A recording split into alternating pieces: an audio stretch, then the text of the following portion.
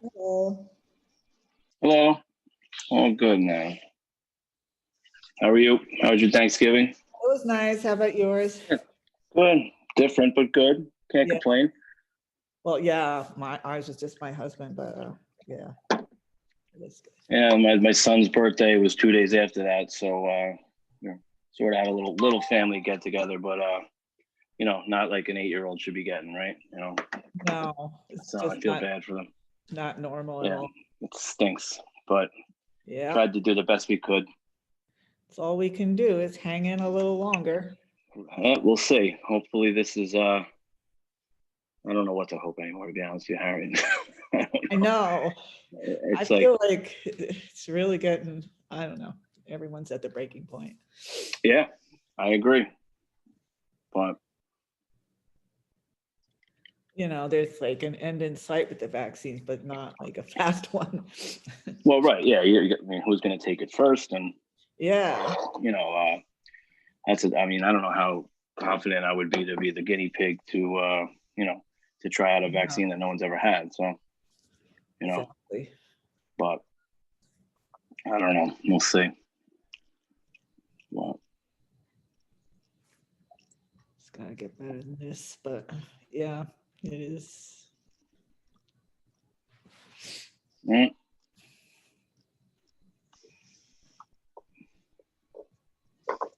Everyone tonight, just us. We need Patrick or Mm-hmm.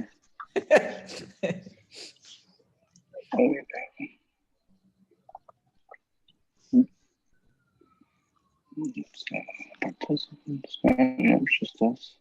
Karen's the host. yeah, Cool. Patrick will definitely show. I assume Oh all of us, yeah. we all agreed. Yeah. Well,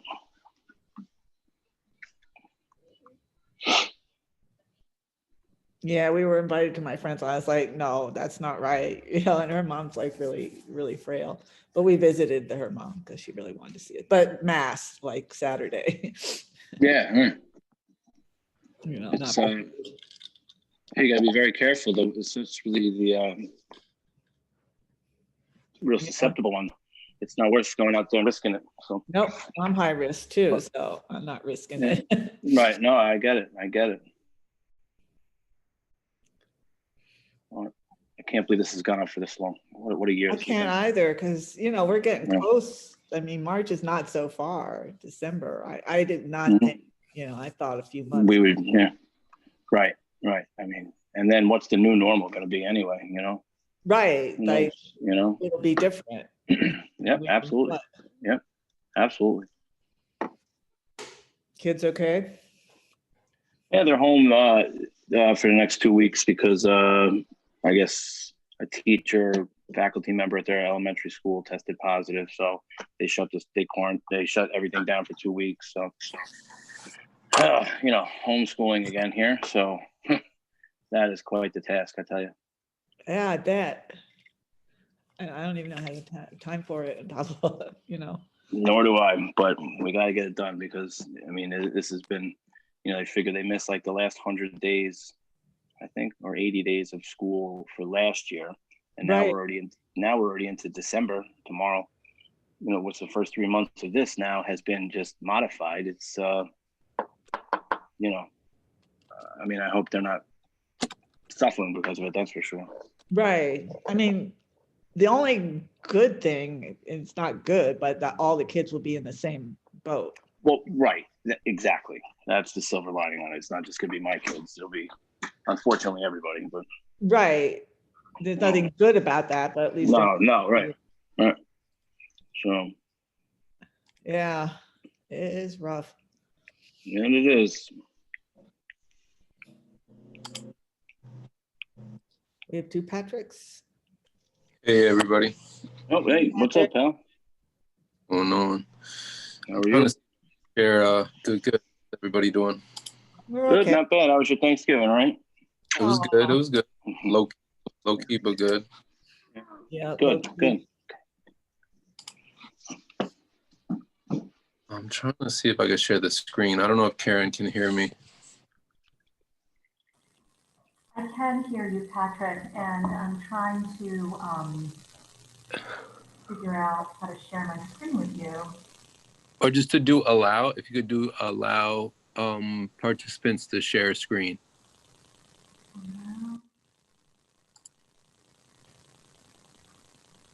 See, I'm not seeing that option. It might be under your settings. I don't see it under participants, and hold on.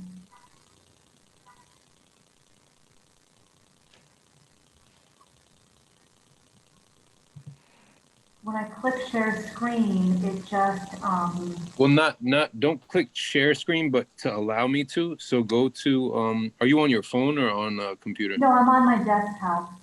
Okay, yeah, go to meeting settings if you could find that. Hold on. Sometimes I go to like, Maybe it's preferences. yeah, it's under meeting settings, and then it should be Yeah, preferences get settings. And there is a share screen under there. like allow others to share screen. I know we've done this before, but somehow or another. Meeting on the top bar next to Zoom. Under meeting there, no, under Zoom, there's preferences, and that gets you to settings. At least on a Mac, which you're probably not on, but.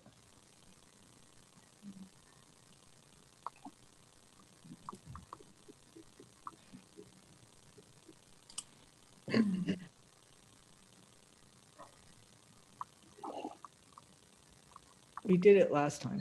I know.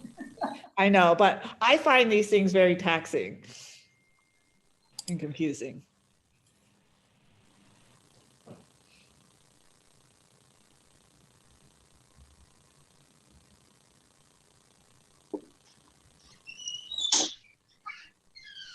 I'm just not seeing it, Patrick.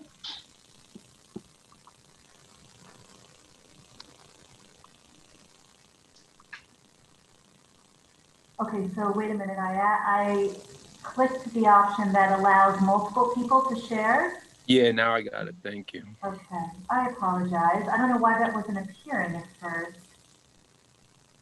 That's all right. We got it. We got it. Aaron, do you ever go home? Karen's like a hard worker. Yeah. Oh man. Even now, it's really crazy. These subcommittee meetings. Yeah. Hi. Hello. They're really cute, Brian. Thank you. There we go. Okay. Thank you. Okay, yeah, I gotta do this, okay? Patrick, are you expecting anybody else to join? Okay, no one else came to join on? Not so far. Okay, that's fine. So I just wanted to run a few things by you guys, because these are still like our preliminary recommendations, and we still have some things we could always, if we think of something that we missed, we could add to it. But we went over training pretty extensively last time. I wanted to talk about a few things when it comes to equipment. So we left off with the 911 calls and kind of talking about that, promoting a culture that will utilize all these other alternatives in less aggressive ways to respond. Going into trainings or equipment around equipment usage, I contacted this guy, Nick, from that reference that I got from the Coalition for Police Reform to try to get some more information on equipment, and I'm waiting to hear back from him.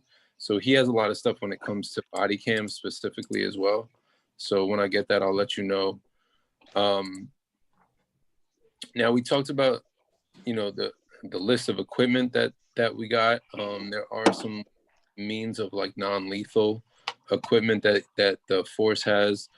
in stock and stuff like that. So we just wanted to make sure we have on here that addressing the use of non-lethal equipment rather than lethal equipment and weapons is preferred. So we obviously we know that there's going to be situations and times where, you guys kind of need to have some things that I guess as of right now is what we see, but we want to go with the less lethal and the non-lethal weapons when we can.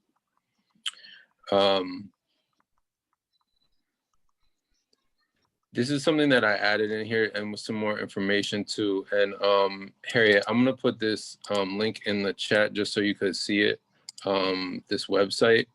I wanted you to be able to check out the website to see exactly what I'm talking about when I talk about this armored car that White Plains PD is in discussion about getting. Right. So it was brought to my attention that there's efforts to purchase a military grade armored vehicle. It's called the Lenko Bearcat. There's a lot of different models of it. It's a very expensive vehicle. We would say that this is somewhere, what would you say, Brian, around $200,000 or more? I'd say about 500. $200,000 to $500,000. I would say, yeah, 200 probably on the low end. Yeah, Yeah. it's on the low end. So there's a lot of different. Kind of like a tank. Yeah, it's essentially, this military grade equipment. It's an armored vehicle.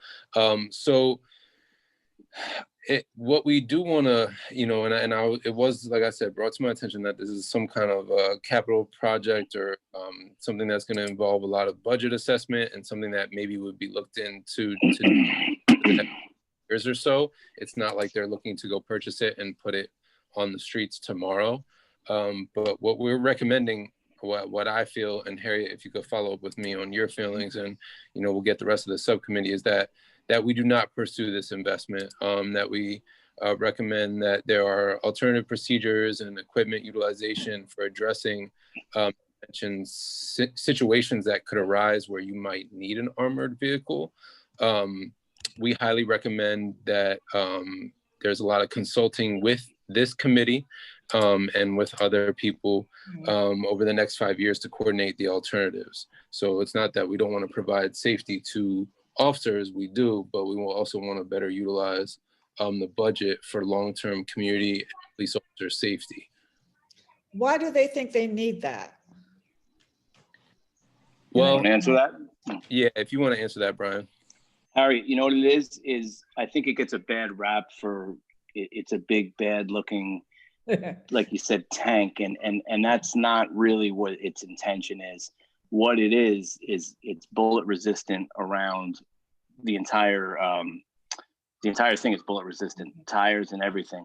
And they had an incident last year in, I believe, Ardsley. I don't know if you guys read that, but the FBI was going to look for 2 homicide suspects, and they were locked up in the Ardsley Acres hotel over there off 95.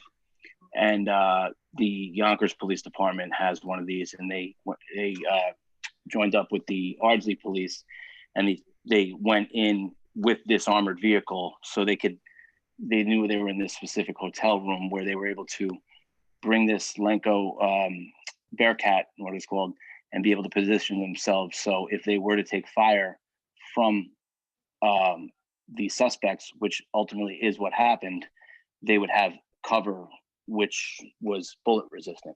So that's kind of what that is for. It's not to drive around on a Friday night and up on Marinick Avenue. It's more for search warrant type things and really just overall safety, because it is bullet resistant. And that's really, and it can carry 6, 7, 8 officers at a time. It's pretty big. So, but that's really what it's for. I think it is intimidating looking. I will completely agree with that, but that's not its intended use. It's actually there was officers shot that day. 2 officers were shot that day, but there would have been more if it wasn't for them being able to run behind this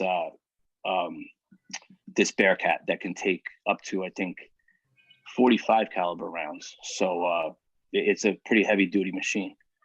But, So police cars are not bulletproof, right? And they can't. oh, not at all, not at all, yeah, no. Right, like I Oh, know they you- could, I mean, but they it was could, like you gonna, have bulletproof, limos and things, right, but again, money and, Right. being able to design it and things like that are difficult, that I know. Right, and that Yeah. might not be cheaper and this would hold more, I don't know. Yeah, sorry I'm late, guys. I had a little bit of problems getting in, but I'm here. Hey, Rosemary, it's okay. I'll just bring you up to speed. We were talking a bit about this this piece of equipment that the police department is possibly looking into purchasing or investing in. It's called a Lenco Bearcat. It's like a military grade equipment, like it's an armored vehicle. So like Brian was just kind of explaining, I guess there was an incident. What was that, in the 1990s? No, it was last year. That was last year? Okay, I guess there was this incident last year where police responded to a hostage situation. No, the FBI had gotten information that there was 2 wanted murder suspects holed up in a hotel room in Ardsley. I don't know if anybody's familiar with 87, but the Yeah. Ardsley Acres motel that you could see off of 87. So the FBI notified, who they had to notify, and they were in, room 123, whatever. And it was like, okay, how are we going to go in? And, chances are we don't know how this is going to work out. But what happened was, I guess the guys happened to be looking out the window, and before it even could start, they came out of the hotel room and just started shooting at the cops as they were pulling up. So, but that Lenco Bearcat took the brunt of the rounds. I actually think I have pictures of the of what the Lenco looked like after that. But so fortunately, they had that Bearcat, or else, like Harriet was saying, police cars are not bullet resistant. So if they would have taken those rounds from the suspects that came out of the hotel room, they would have been, that can penetrate the door, the windows, and things like that. So, but that was the situation where the officers were killed? They got shot, and fortunately they did not die. Okay. Because I remember maybe it was Chief Castelli was telling me about an incident where a police officer was murdered, got killed, and was part of the reason why they were looking into this investment as well. I'm not sure of which one he's talking about, but I'm sure there has been, unfortunately. Okay. So yeah, so what we were kind of talking about, Rosemary, is you understand that there's equipment that is used to keep the officers safe, and and we're definitely for that. We're 100% for that. We always want to keep officers safe, but at the same time, we're looking at this investment that would be somewhere either $200,000 or $500,000 or more for this armored vehicle. So we're looking to ask and recommend that the police department look at alternatives, because with that much money, there's probably a lot that we could do of alternatives and things that we could come up with, not only to as far as equipment, but just ways to address situations like the one officers have explained to us, where they may need something to further protect officers. I'm not sure if there's some things that could be modified with what we have in equipment already, or just other things that could be come up with. But it's something that's being looked into, and it has been explained to me that it's not an immediate investment that they're looking at doing, but it's like they're working on looking at it. And this kind of goes back to what like Wade Hardy had brought up, as far as this police reform committee now is working on things, but we want to make sure we keep going and talking about things on the ongoing years as things progress. So this would be one of those key topics that we would note as a continuation of discussion, as far as what alternatives are out there and what we could do differently, maybe rather than investing in this car. Right, there might be a way to share something with the county, because I don't think it would come up all the time, but it might come up in different places. If it's the type of thing you're talking about, a situation like that, if a car, I don't know if you would be police forces share equipment though. Yeah, it's not really how that works. That Um, sound like maybe that's how it worked, yeah. Yeah, No, and want to you'd say have to be trained in jurisdiction. how to drive it and things like Right. that, and how the nomenclature of everything. So that probably wouldn't be a realistic situation. That wouldn't happen. Hmm. I do think that that's like, kind of going back to what Rosemary was reminding us of, like, promoting a culture that, I think some of our recommendations could be ones that line up with Westchester County Police, so that if there's situations like this, that there could be a county police vehicle that responds. Now, this situation that you described, it could be in Ardsley, it could be in White Plains, it could be in Brewster, it could be in, Mount Vernon. So there's so many different cities and towns and municipalities where a situation like that could come up. But is it really, that imperative that we as a city, we as our own municipality have our own vehicle? Like, I really like that concept of maybe it could be a county police vehicle or something where we, share amongst multiple municipalities. I don't know, because we are close neighbors with Green. We're close neighbors with a lot of other people. Maybe it could be a multi-municipality investment versus one. So Brian, are you saying that that's not likely? Is there any shared type of service type things? Nothing. It's everybody kind of has. I think we are probably the only one that doesn't have it, to be honest with you. I think County has it, Yonkers has it, New Rochelle has it, Mount Vernon has it, and I don't. Yeah, I guess that would be out of the bigger cities in Westchester, we are the ones that don't have it.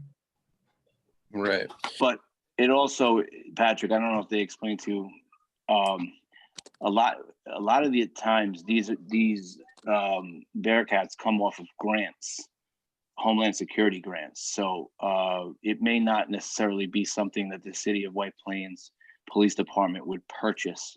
It could come off a grant that would mean that we wouldn't pay $1 for it.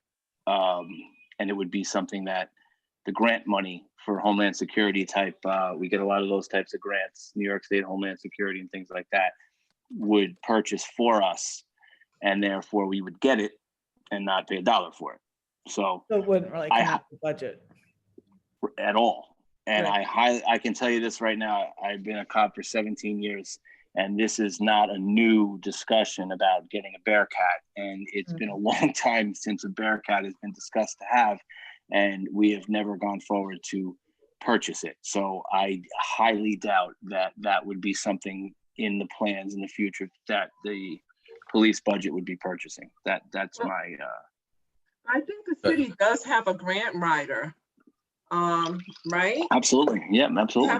We have a grant writer, and I mean, if everyone has it surrounding us, and we want our officers to be safe, can't we can aggressively work with the grant writer, or the city can, however, to get the funds without hitting the budget, since it's going to be a tight year based on everything that's going on. So why can't we make a recommendation that a grant writer actively pursue the funding to get this machine, which we deem as necessary?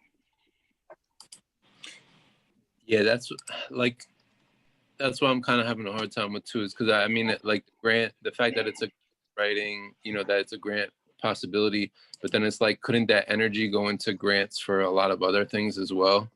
Well, that's the thing. Sorry to cut you off, but grants are specific. Like my canine dog that I got, right? That was a grant specific. So therefore it was specifically put aside, however the state and the Homeland Security did it, was they wanted an explosive detection canine. So therefore that's all that money could be used for. It couldn't be used for mental health outreach or something like that. It had to be used specifically for an explosive detection canine. So that's how the grants are usually written. Now, I'm sure there's grants for everything, but it has to be grant specific is what I'm, Right. and that's not up to the city of White Plains.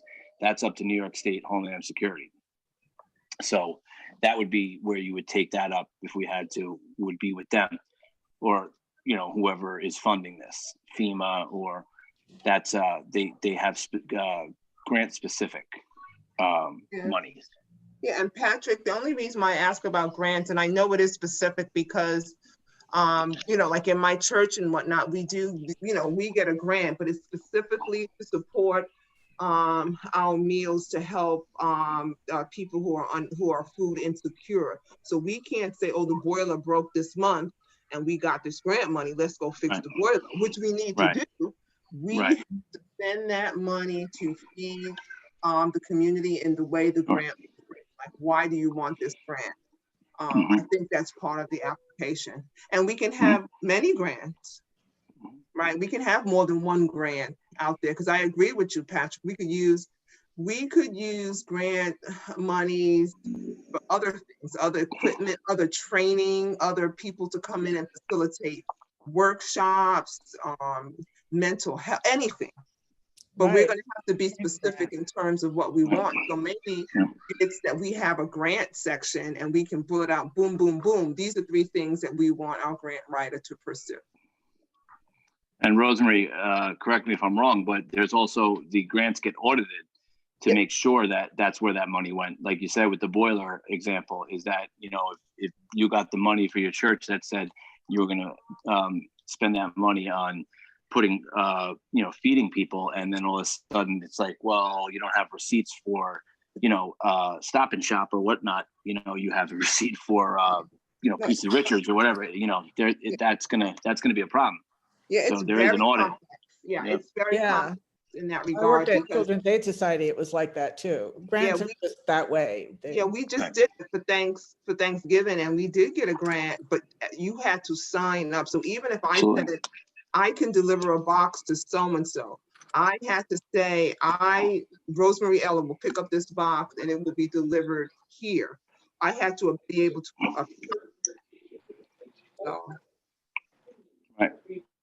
I don't know what you think about that, Patrick. Does that sound like something that we could do? Have a grant sort of requirement or recommendation that we actively pursue X amount of grants that we deem. Yeah, I think that I'm trying to feel like see where that fit. I mean, grants for in with training would be good, you know, because it's going to cost something. What was that? Grants for training, you know. Yeah. But I think so, and I think that we would have to be very specific in terms of the type of training. I don't know how that would go. Maybe training is good enough, which would be great. Just to Not say. just equipment training, but you know, the other training we're talking about. Yep. You know, because that will cost, and Maybe that's policies. I don't know. Maybe we need to look at talk to one of the other subcommittees. We could bring that up in our bigger meeting and just say that came up. Because if it's something that we can do for equipment, that would be great. If it's something we could do for other realms of reform and with the department. So I think we should definitely bring that up. So, I mean, that was one of the biggest things I had under equipment that I just wanted to make sure we had down on paper, because like I said, it is something that is more longer term, or, you know, not in the immediate future, but it's something that I think should be talked about. I'm not sure if anyone has any other new updates as far as any other training updates or thoughts, and any other equipment ideas. I don't. I think we covered a lot. There was something you sent us that I looked at right away that I thought was a good idea. That was was it the Georgetown? Yes. Yeah, let me make sure I add that in. Thank you for reminding me, because I sent it to you guys so I would have that reminder. But that's the, what's it called? Something with an A. Hold on. Yes. I thought that was good. Active bystander. Yeah, I'll put this link in the chat too, Brian, so you could check it out.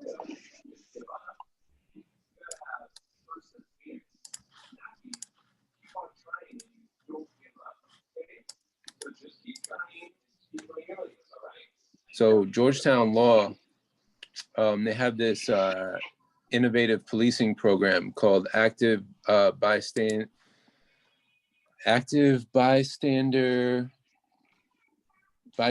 for Law Enforcement, the ABLE project. So the link is there. I'm definitely gonna put that link in our suggestions as well. Right, and that was free. Yeah, it's a free resource.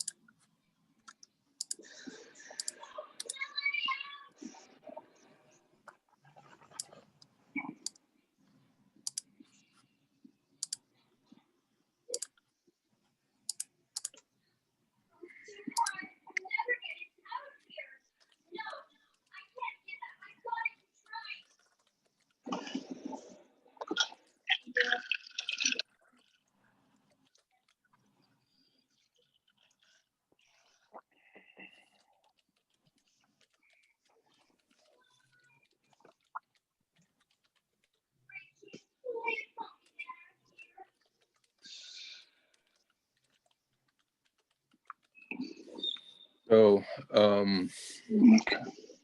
and yeah, this is a free resource.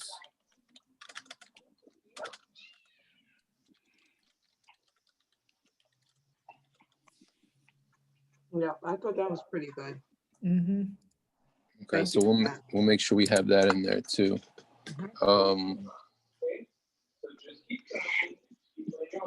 Buddhist nun video is very interesting, but you said she died, or Who? there was a link on the thing to the Buddhist nun who worked with police officers, and there was a YouTube. Oh yeah. It was interesting. What was that lady's name? Oh, Sherry Maples. Yeah. Yeah, that was back up into like some of the training and coming up with some more holistic and nurturing approaches when it comes to mental health and disabilities. Yeah, Sherry Maples, that was a good. I'll put that link and information up in there too, just in case you guys want to check that out. There's a YouTube video about, she was a former police officer who then became a Buddhist priest. Mm-hmm.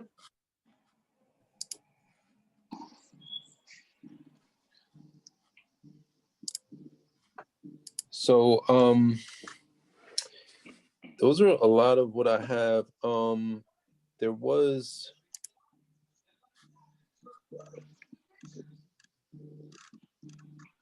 Rosemary, before you came on too, I was just mentioning, like use of non-lethal equipment rather than lethal equipment and weapons. The force does have like a lot of, less lethal and lethal weapons on their like equipment inventory.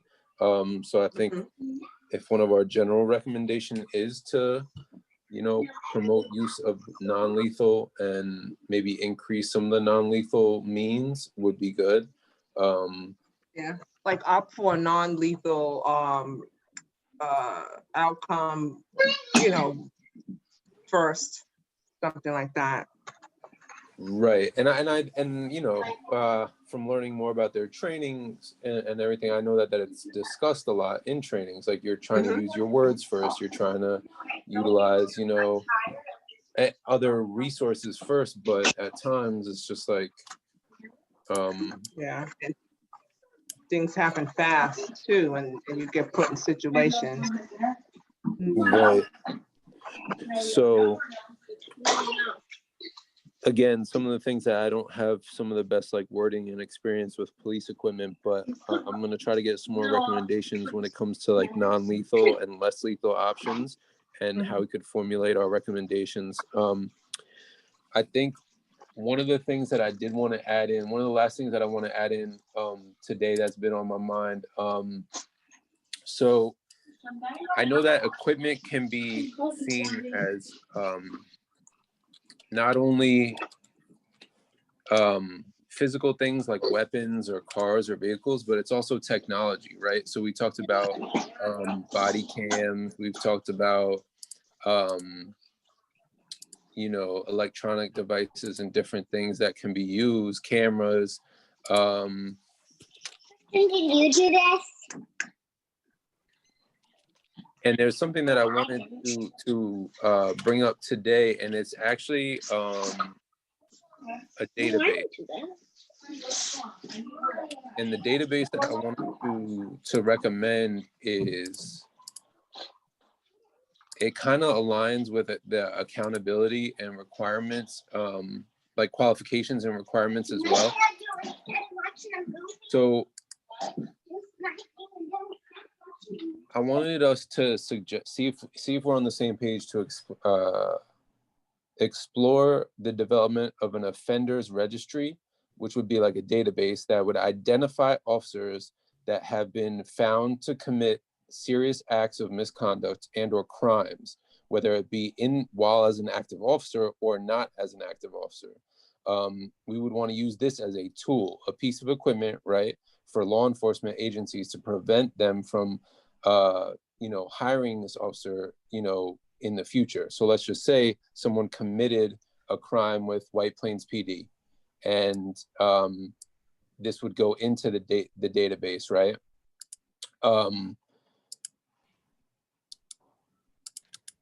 Then if this mentioned officer goes to apply for a job in Chicago, Illinois, it comes up in this database that they committed this offense previously in White Plains.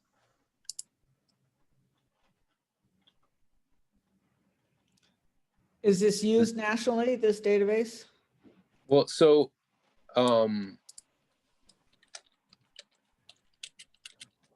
I mean, that's the thing, is I don't know if this is something that like there's in place or something that like we would need to start like with like White Plains and Westchester County, but it's something that a lot of people that I've found in police reform discussions have been bringing up, this concept of you know, tracking police misconduct, you know, significant acts, like not just, you know,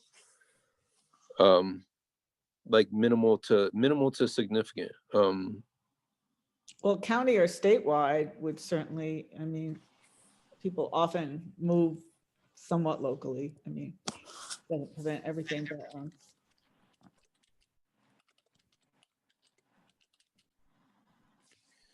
yeah, so I think there's probably something that, if there isn't something like that, it should be. I envision that. I don't know if Brian can comment there, but I think that is a good idea, even if we just have one locally, because, you know, 99% of the cops are good guys. And then you have this one, you know, that, oh, if I only knew ahead of time, where there were already signals. So I don't think that's a bad idea at all to put in past. right, particularly if you get rid of somebody and then they go to the next town. Right. And that tracking allows you, if someone moves somewhere else and want to get a job, it's a tracking tool where you can say no issues, we highly recommend, or, we've noted 3 instances of excessive force or whatever. That's a perfect idea. And it could have positive things too. I mean, if you know, but yeah, we mostly. I think, you know, it's easy to write a recommendation on a great performer, right? But the thing is, you just want to be able, before you write that recommendation, you can check that database. And this way a bad apple is just not passed forward. Right, and there are limits to what you can say on bad recommendations, at least, I don't know if it's true of policing, but.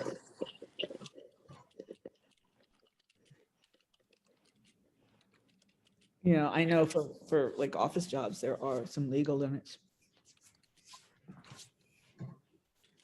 That would make it difficult to say someone, you know. So, and then what would you say, for the, Rosemary, what would this is gonna be like to promote a culture of like police accountability and transparency. Yeah. Mhm.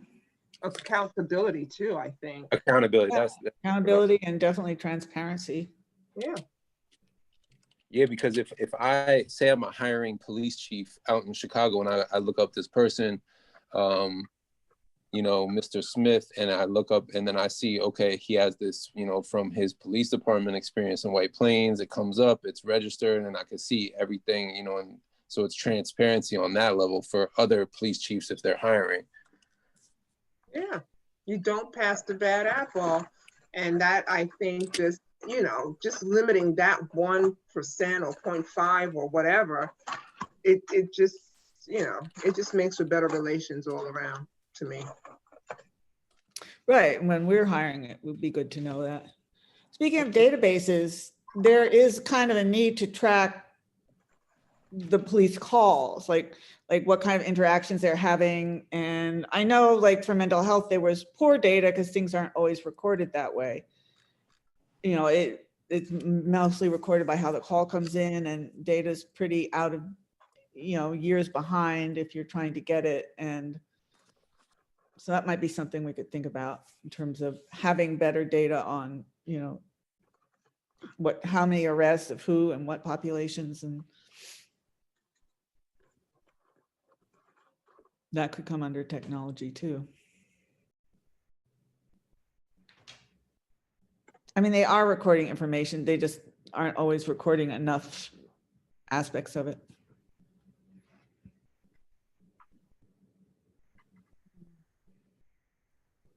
Yeah.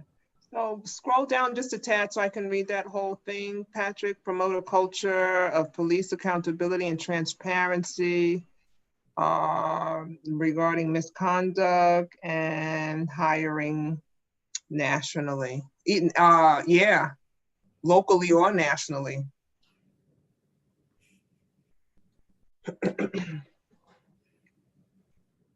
Yeah, that's a good idea. Mm. Very That's good. That's why you're the leader, Patrick. Yep.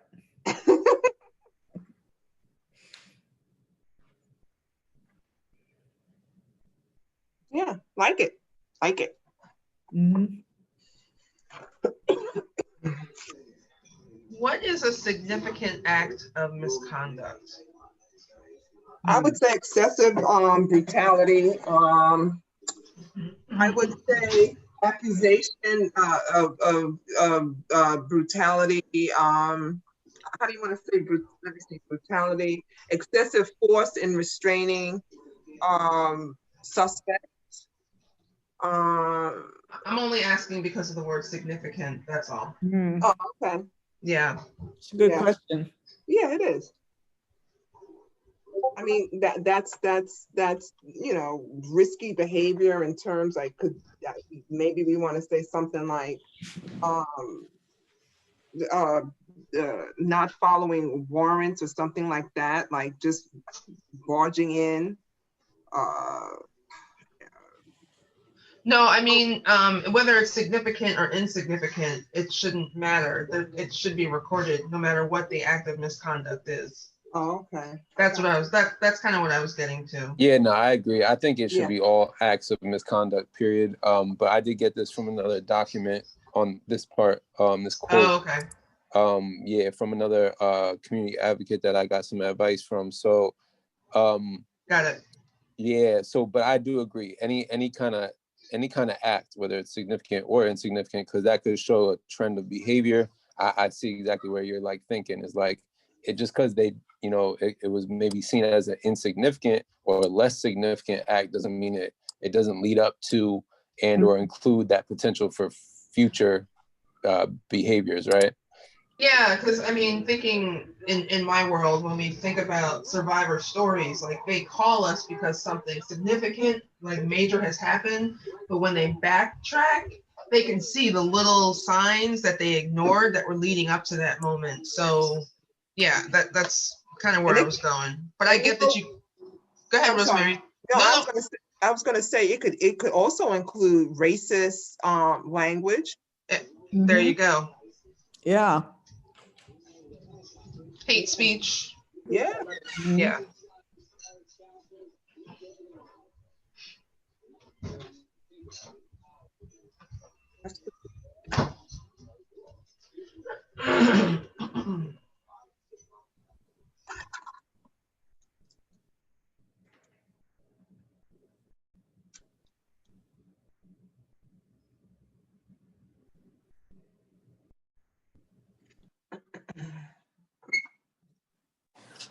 Okay, so yeah, I want to make sure we had a little bit on technology in here too. It's kind of like I felt like it's kind of one of the pieces to the puzzle with our equipment.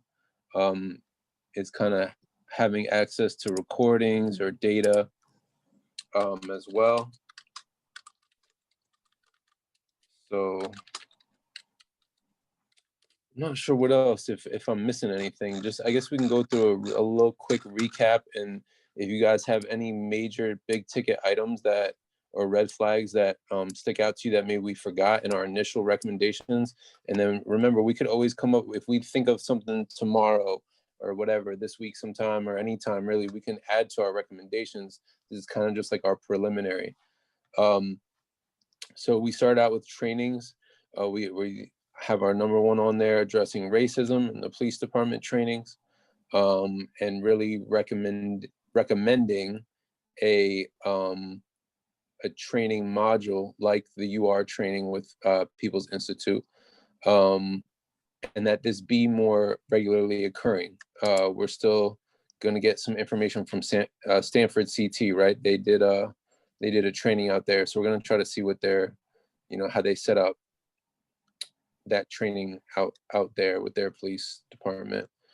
We're addressing trauma, and it's twofold. We're not just doing trauma responsive or informed training for officers in responding to civilians. We're also including the trauma and mental health of officers themselves, where we're promoting a culture where White Plains PD talks about personal traumas and how to cope. And we're thinking that these are going to be done more regularly for both, ongoing 2 times a year at least. And we were going to chime in with the qualifications and recruitment that mandating mental health and mental health screening be a part of the potential like licensure or whatever requirement it is to become a police officer in the county. Next, we go into mental health, addressing mental health in persons with disabilities. We're recommending a peer-led curriculum be implemented as well, working with persons with experience, lived experience, and provided by a mental health provider, someone like WJCS, Family Ties, My Sister's Place, DCMH, etc., The Loft. And then we started breaking this down though too, promoting a culture to reduce stigma and provide a more holistic and nurturing approach. Included some links here for Miss Sherry Maples. And we wanted to make sure that we address not just, you know, all these kind of subtopics, LGBTQ community, you know, and then we even went into when we're going into community policing and working with undocumented families as well. So it's kind of really important that we include all these topics of the different groups from the community. community policing. We're looking for more traditional community policing, not just that we have a few officers that ride on a bike or walk around on foot, but we're promoting a culture where all officers working with White Plains PD operate as community police officers, not just a chosen six. We're looking that we recruit more people from White Plains community specifically, and that we're hoping to build trust with the community by doing so.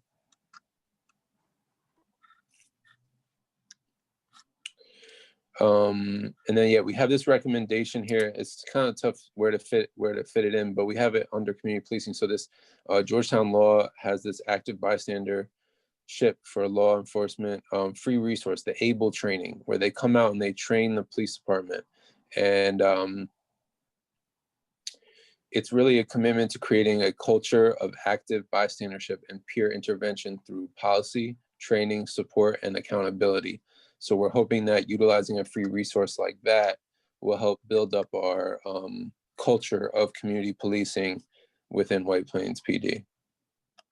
Mm-hmm. Right?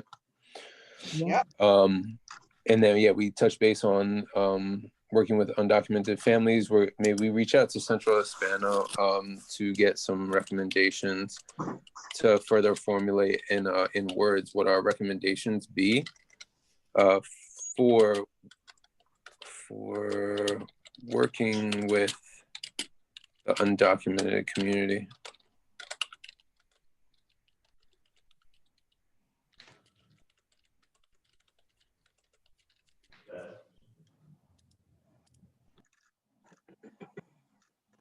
Same thing for working with the LGBT community, including that in trainings, in the discussion of, you know,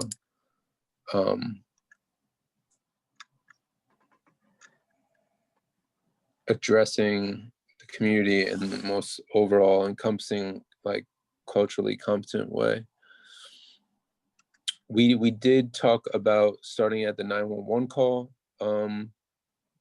how that we do know there's some civilians that are employed to take 911 calls with White Plains PD, but we're recommending that there is more research into utilizing a crisis call diversion center, which would be for non-immediate emergencies.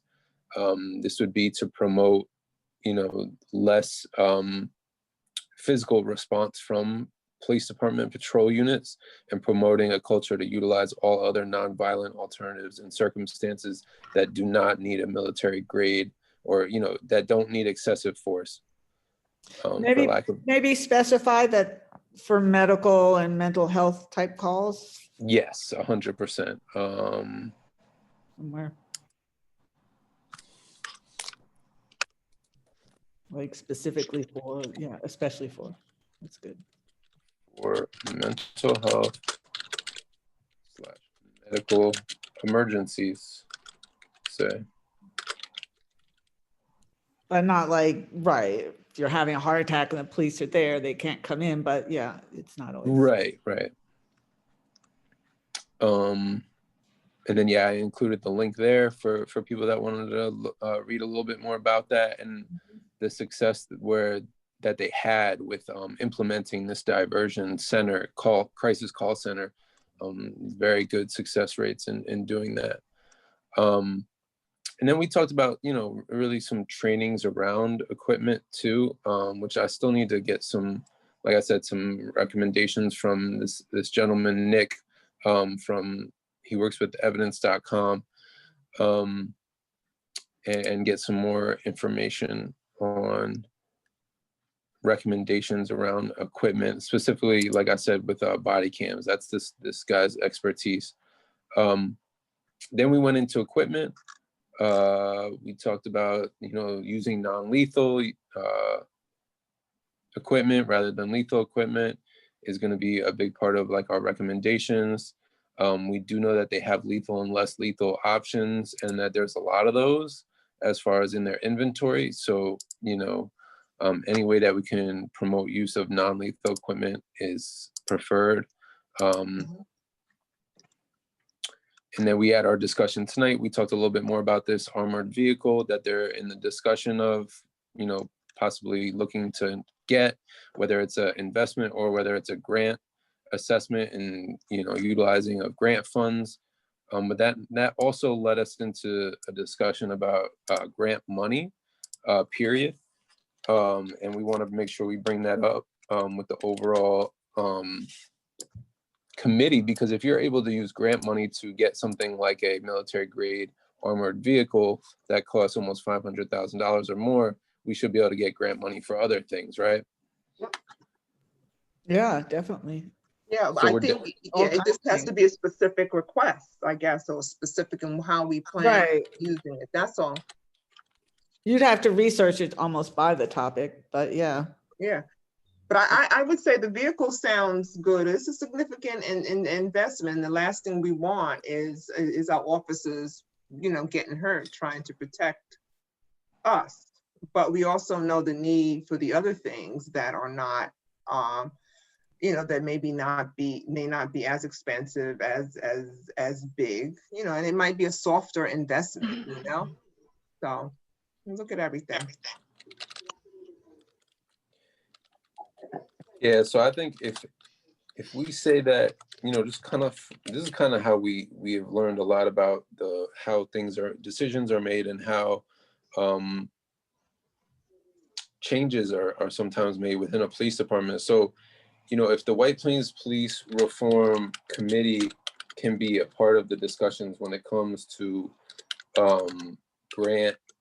seeking grants, and, you know, whether it's for an armored car, whether it's for trauma training, whatever, or anti-racist training, whatever it's for, if there's involvement from the Police Reform Committee that involves community members and advocates, then we feel like a decision can be made together.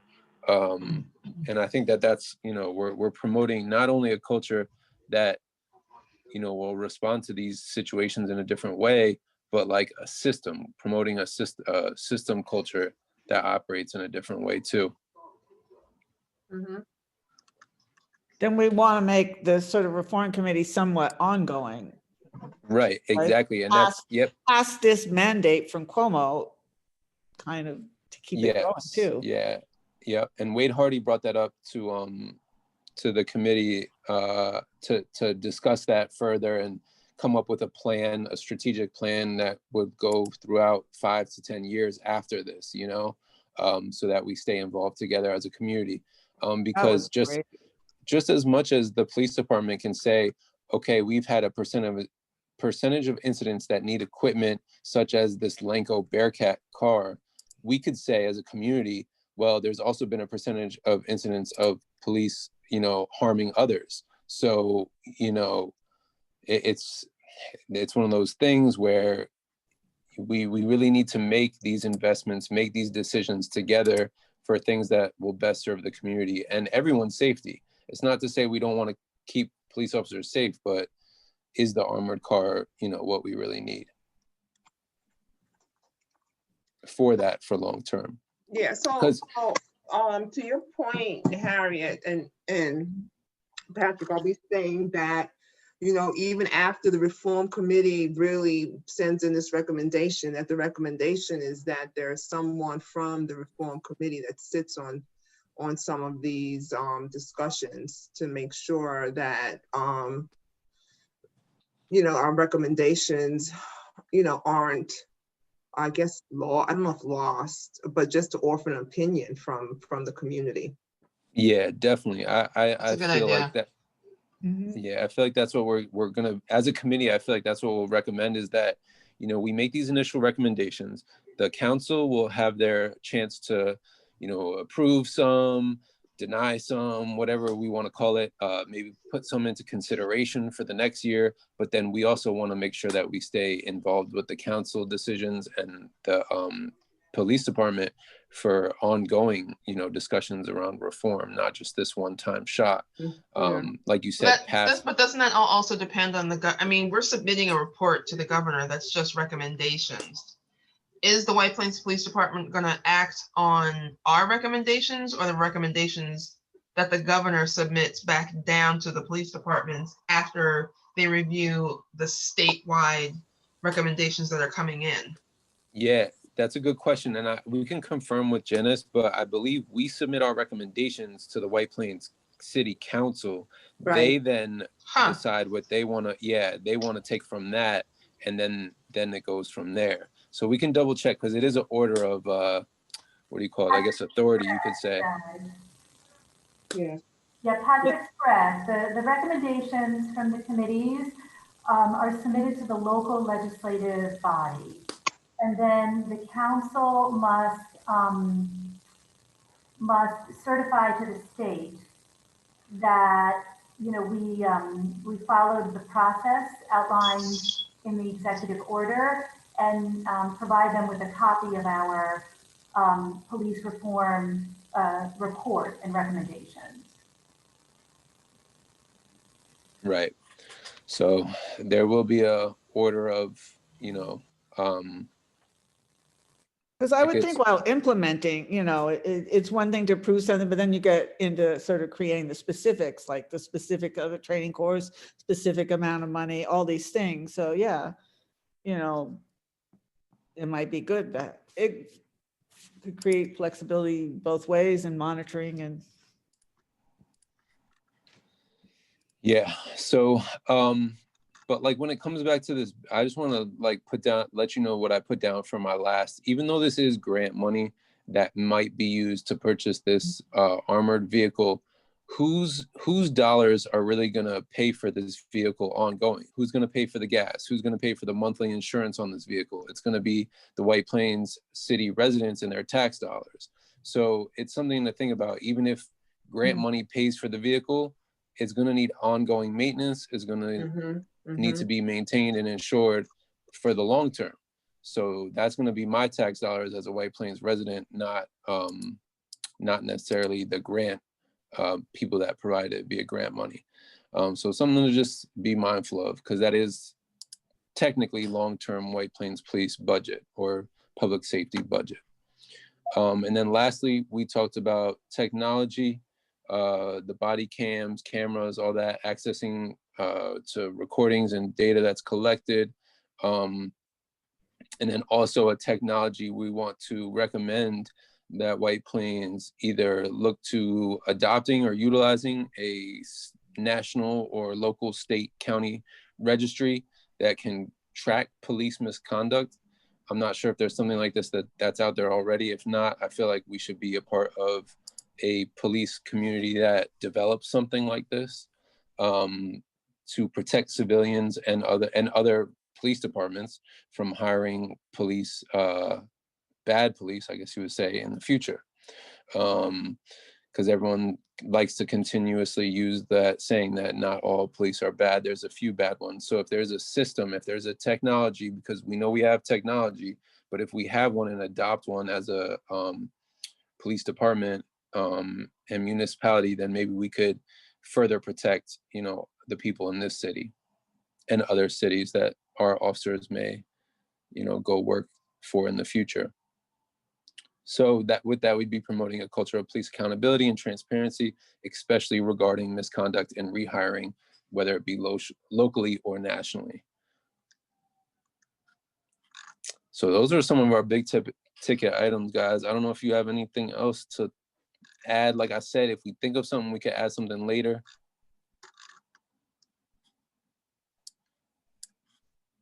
I think we're pretty robust, Patrick. Ours is probably longer than the others. Yeah. Well, I would also say it's also very thorough. Yes, I like that, Kimberly. Very. I like that voice, Kimberly. Jumps right in there. Look, we're thorough. That's right. But no, thank you guys for everything. Like I said, please, if you think of anything, like don't hesitate, even if you just want to like shoot the subcommittee like an email saying, hey, I thought of something, any little idea or big idea that we could add in on here.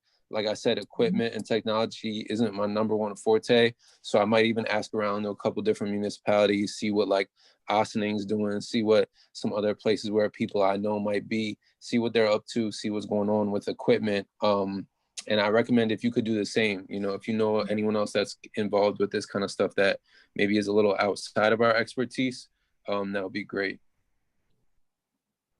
Yeah, I will tell you that, so I'm on the Bedford Collaborative, and I am going to steal a lot of these ideas because we are nowhere near, we just have not progressed. Really? And I would Yeah. also add that that's due mostly to the leadership of the committee. Right, we have good leadership. Listen, Oh, yeah. Patrick is rocking and rolling. There's a lot that folks up here could learn. And Yeah, I'll leave no, that there. yeah, and Kim, I'll connect you because like this is I basically just from like the advocacy groups I work with, I just started reaching out to everyone that I know and see where I could get advice. So I could share some documents with you that I think would be really helpful. Cool. Cool. All right, everybody. Well, it's a little past 6:30. Thank you guys. I think we're Patrick. pretty. Thank you, Patrick. You've been No doing problem. such a No good All job. problem. right. You're a good leader. You're really good. You make people, you bring out the best. I was in a panic when I thought I couldn't get in. I'm like, I got to get into this meeting. No, you're all good. Everyone's good. Thank you, everybody, for your input. And yeah, I guess I'll see you all at one of the next meetings coming up. Yep. All right, cool. Thank you. Be safe, everyone. All right. Take Oh, care. yeah, Take really. care. It's kind of crazy out there. Yeah. It Getting is, crazy. for All sure. right. Take care. Bye-bye. Bye-bye. Good night. All right. Bye-bye. Thanks, Karen. Thanks, Patrick. Good night. All right. Good night. Take care. Thank you.